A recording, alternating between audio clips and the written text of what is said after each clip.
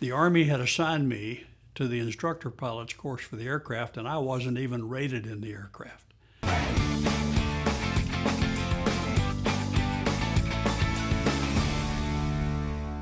I was an Army aviator. I went to flight school in 1968, served a tour of duty in Vietnam as a scout pilot in an air cavalry troop in 1969. And then later circumstances offered me an opportunity to return to Vietnam for a second tour. And my branch assignment officer said, "Would you like to go to a school en route?" And I said, "Yeah, I'd like, how about Cobra school?" The Cobra was the Army gunship of the time. It was made right here in Bell Helicopters, Fort Worth. Very fast, very sleek, very sexy aircraft. And I thought for a second combat tour, I might want to do that. So at the appointed time, I packed up my car, everything I owned. In those days, you could move in your car. And I moved to Hunter Army Airfield in Savannah, Georgia, where I would attend Cobra Hall and the Army Cobra course. And when I arrived at the schoolhouse on the appointed day, I walked into the room that I was directed to, and there were three other people sitting there. Warrant Officer Bob Hartley, a correction captain Larry Massman, Warrant Officer Ken Shriver, and then I was the fourth. And I remember thinking to myself, this is an awful small class. Most classes had 15, 20 guys in it. But perhaps the war is winding down a little bit, and there aren't that many guys going back as Cobra pilots. And so later on that morning, after some administrative activity, we walked out onto the flight line with one of the instructor pilots. And he's going around a Cobra, which has been unbuttoned. It's been unpaneled, and it's ready for inspection. And he would say, "Captain Massman, what's this?" Larry would say, "Well, that's the intervalometers that cycle the rockets."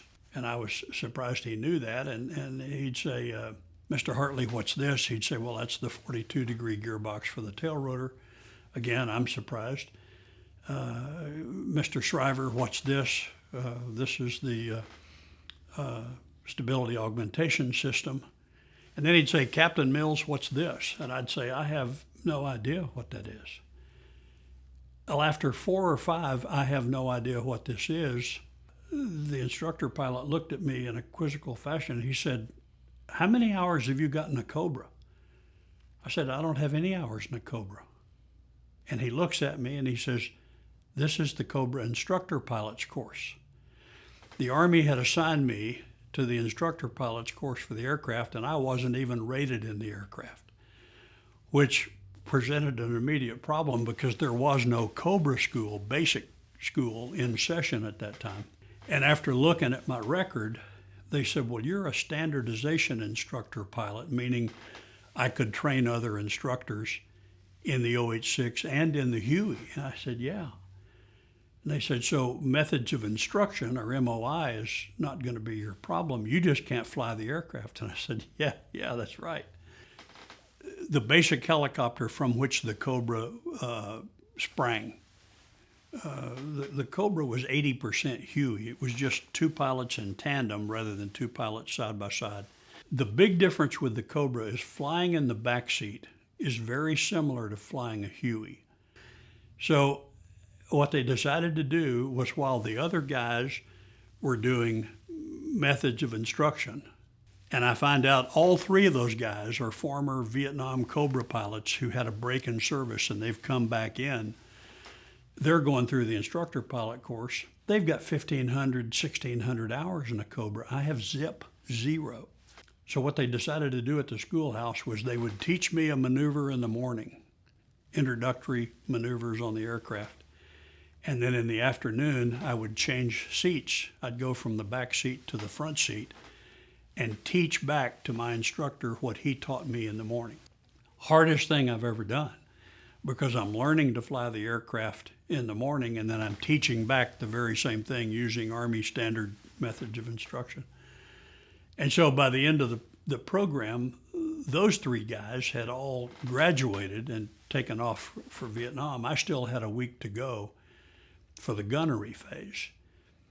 And so the entire gunnery phase at Hunter Army Airfield for a week was dedicated to me alone as a single pilot.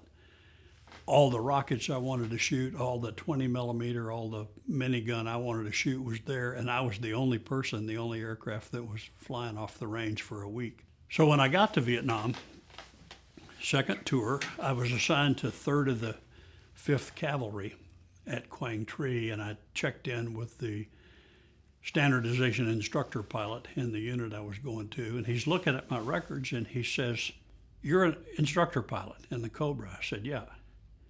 He said, "You've got 42 hours in the aircraft." I said, "Yeah." He said, "That's not possible." So I had to tell him the story. That's how I became an instructor pilot.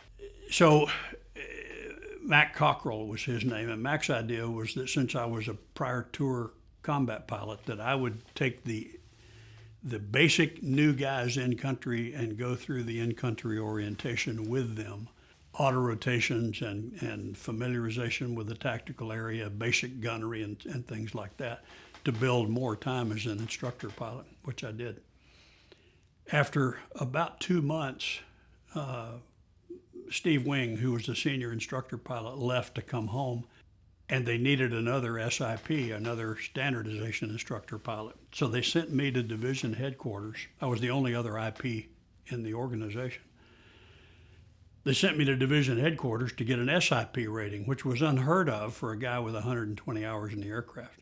And when I arrived there, the check pilot who was going to give me my SIP ride was Bob Hartley, who had been in my class at Savannah and knew exactly how much time I had in a Cobra, and was a tremendous Cobra pilot in his own right.